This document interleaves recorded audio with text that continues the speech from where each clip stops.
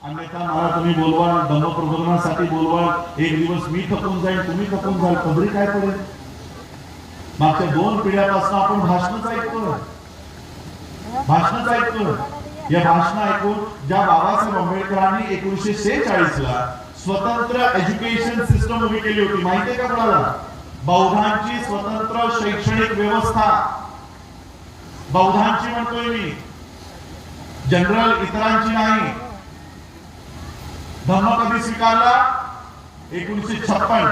1946 म्हणजे 10 वर्ष आधी बाबासाहेब आंबेडकरांनी पीपल्स एज्युकेशन सोसायटी ही संस्था तयार केली आणि या संस्थेच्या माध्यमातून आनंद भवन, बुद्ध भवन, मिलिंद कॉलेज, सिद्धार्थ कॉलेज हे असे स्वतंत्र कॉलेजेस उभ्या केल्या, शाळा उभ्या केल्या. का तर 10 वर्षाने माझी लोक जर बौद्ध झाली तर यांना कोणत्याही